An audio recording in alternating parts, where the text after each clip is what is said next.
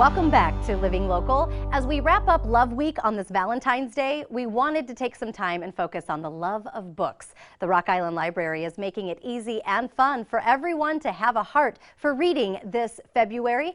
Joining us in studio, Christina Nobling and Lisa Lockhart with the Rock Island Public Library. Welcome. Thank you. What is Have a Heart for Reading? February is Love Your Library month, so at the library we have a donation drive going on to give people an opportunity to give back during, Valentine's Day and that.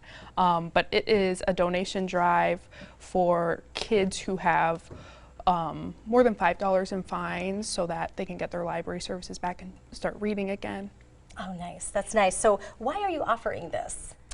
It's, these kids, they're young readers, so they already use their library, they're invested in that, and they're still learning their responsibilities for, getting their books back on time. So it's just an opportunity for the community to, give them that encouragement again, to give them a second chance at reading and getting to check out. Yeah, I know that responsibility level is pretty big for them. Sometimes they leave a book at a backpack, or they leave it at school or at a friend's house, or they misplace it. Yes, and adults do it too. Yes, we do. We do.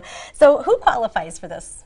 The kids who are involved in the program, they're ages 6 years old to 17 years old, and anybody can come in and donate. We have at our downtown location and our southwest branch a tree display where they have these heart-shaped tags. Sure. You can pick a tag off and just come to the service desk, and you get to decide how much you want to donate. If you just like chip in $1, if you want to pay off a whole account, it's really up to you. Yeah, so how does someone contribute?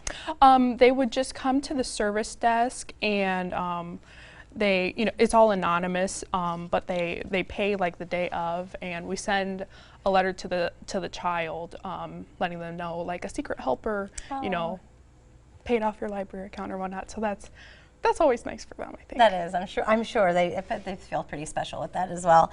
So what are your goals for this donation drive? Well, we have probably a couple hundred hearts on the trees between our downtown and southwest locations, and people, as I said, can pick a heart and choose their own one that they want to donate to. A previous donation drive, we had about 120 accounts paid off, and so we know that this is a generous community, and when they're asked, they really do step forward. That's great. I really love hearing how generous people are in the Quad Cities. We know that they are. What are the benefits that we are restoring? So for kids, we have lots of materials, lots of different formats. So, it's getting their ability to check out, tablets, or we have audio books and like books that read to you, all that good stuff. Yeah, those are some really important benefits, to see the words and to hear them at the same time, and that really helps them also pick up on everything. Now, how important is reading for kids? It's priceless. It's vital. Yeah. Everything starts with reading. We know that readers are successful across the curriculum, and so there just are so many benefits that come with it.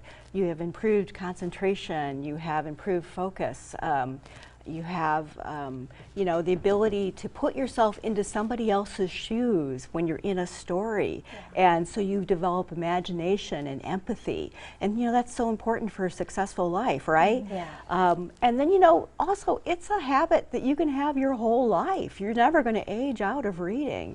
So really building that foundation of reading at a young age is just so important. Yeah, I know it also builds their comprehension levels as well in the workplace for future things in life and in conversations with other people as well. So it's really important. Reading is so foundational. Yeah, and vocabulary, language skills, it is all there. We could probably go on for a whole hour on the benefits of reading. Yes, and it's so good for adults. What resources can kids use with their RIPL card? Well, we've got a wide variety of formats, and we know that when kids are allowed to choose what they read and allowed to choose the style and format that fits them best, they are more willing to read. And so we have audiobooks for kids who are really more, focused on hearing the words. We have, as Christina said, we have books that will read to them as they kind of follow the print.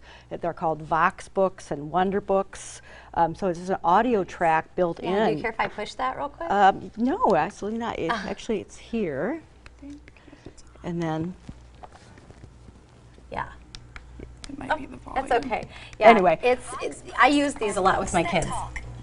Yeah, and follow along and read Right. along, and again, get that recognition of word familiarity. Right. Now, how can the library help a parent encourage a beginning or struggling reader? Well, it comes back to choice again, letting them choose what they want to read. We have graphic novel formats for kids who are really more visually oriented. We have a lot of learning kits. We have leveled readers. We have everything from I'm just starting to read to like a very ready reader kind of thing. So level 4. So there are all those levels that they can pick from. We've got some learning DVDs. We have STEM kits that we just added. So there's a lot of ways that parents can use our resources for learning at home. So now, is that a CD set? They can place that in the CD player, put their headsets on, and then sit and read the book and rewind and go back and forth. That's and you right. encourage kids to read out loud with the CDs as well. I know that that's super important as far as learning to pick up those foundational phonics.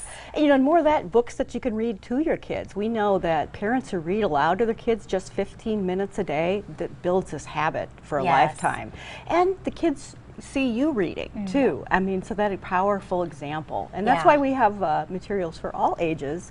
And when we do reading challenges, we do them for all ages. Yeah, parental modeling is really important. I know when my kids were little, we had the bedtime thing, and when kids are reading at bedtime, that's something like a security, right? It's something that they can look forward to at the end of the day to kind of relax and unwind. Well, thank you so much, ladies, for being on Living Local today. For more information, visit rockislandlibrary.org. We'll also have those details posted on our quadcities.com.